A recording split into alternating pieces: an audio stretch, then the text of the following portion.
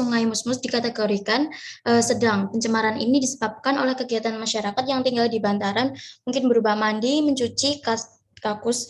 Jadi dapat disimpulkan perilaku masyarakat yang membuang sampah dan limbah domestik ini menyebabkan kualitas air menurun, serta aktivitas sosial ekonomi seperti pasar, industri kecil, dan lain sebagainya. Bisa dilanjut?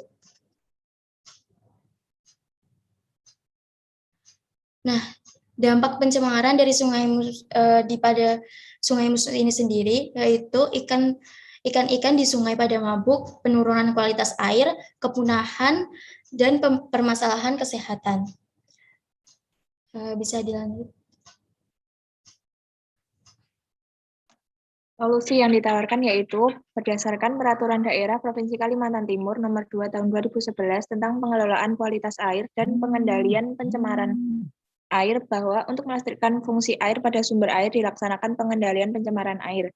Pengendalian pencemaran air sebagaimana dimaksud pada ayat 1 meliputi pencegahan pencemaran air, penanggulangan pencemaran air, dan pemulihan kualitas air.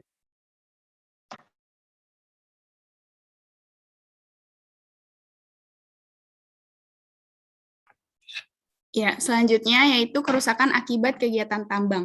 Dalam 6 bulan terakhir, Kalimantan Timur terdapat pertambangan batu bara ilegal yang terus mewabah. Lokasi tambang liar terbanyak ditemukan di Kutai, Kartanegara, serta Samarinda, Berau, dan PPU. Dari adanya pertambangan ilegal ini dapat menimbulkan dampak negatif, yaitu bencana banjir, kerusakan jalan yang dilintasi pengangkut batu bara dari tambang ilegal, terdapat 16 titik kerusakan jalan yang sudah terjadi. Selanjutnya ada kelangkaan solar karena truk-truk pengangkut batu bara ilegal memakai solar bersubsidi. Selanjutnya ada warga diintimidasi kelompok tidak dikenal sehingga warga menolak tambang ilegal karena khawatir merusak sumber air untuk sawah serta objek wisata Bukit Biru. Dan yang terakhir ada seperti yang dijelaskan oleh dinamisator Jatam Kaltim, Pradharma Rupang, bahwa operasi ilegal ini tidak menyediakan dana pengelolaan lingkungan. Jadi nggak ada biaya ekstrasinya, reklamasi hingga kegiatan pasca tambang, sehingga masyarakat tak mendapat manfaat apapun kecuali kerusakan lingkungan. Ya, next. Selanjutnya, solusi. Agar lingkungan tetap seimbang dan dapat dimanfaatkan dengan baik, maka diperlukan solusi untuk mengatasi masalah lingkungan pada pertambangan ilegal yang ada di Kalimantan Timur. Meliputi yang pertama, melakukan riset dan analisa lingkungan sebelum pelaksanaan program. Yang kedua, pengecekan berkala dan mentoring. Yang ketiga, mengolah limbah sisa kegiatan perusahaan. Yang keempat, menghindari zona lindung dan konservasi. Dan yang terakhir, pelaksanaan reklamasi.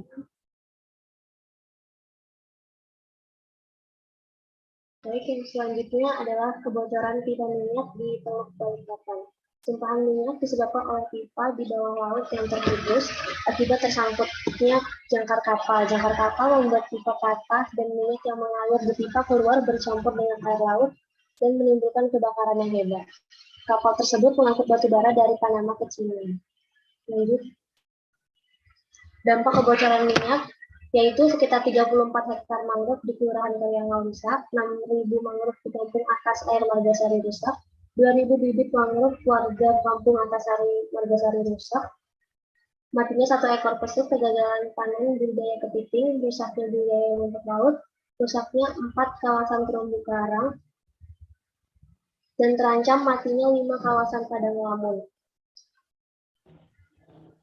Selain lingkungan, kebocoran minyak ini juga berdampak pada manusia, yaitu masyarakat yang mengeluhkan mual dan pusing karena bau minyak menyengat. Hanya itu,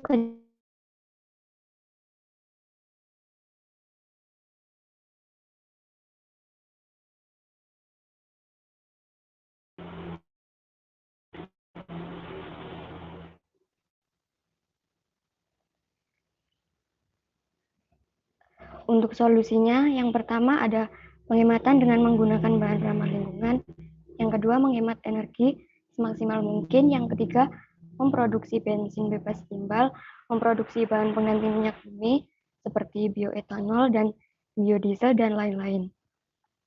Yang keempat, yang paling utama adalah diperlukan kesadaran diri sendiri untuk menjaga lingkungan agar terbebas dari dampak tersebut. Next. Kemudian ada kebakaran hutan. Kebakaran terjadi akibat perambahan hutan, yaitu pembukaan kawasan hutan oleh masyarakat yang bermukim di dalam kawasan Taman Nasional Kutai. Lahan yang terbakar ini hampir 60% dan kawasan yang terbakar yaitu berada di daerah operasional Daops, Isangkima, meliputi Marangkayu, Bontang, dan Sanggata di Kutai Timur. Next.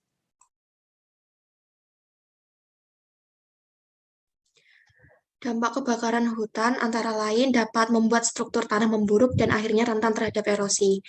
Kemudian mineral yang terdapat di dalam abu atau arang sehingga dapat menaikkan pH tanah dan menambah nilai hara tanah. Tetapi pengaruh ini tidak berlangsung lama karena dengan terbukanya tajuk, pencucian menjadi lebih intensif. Lanjut.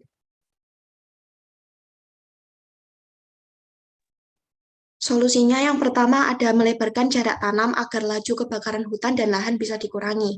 Memasang alat pemadam kebakaran di wilayah permukaan warga yang dekat dengan hutan.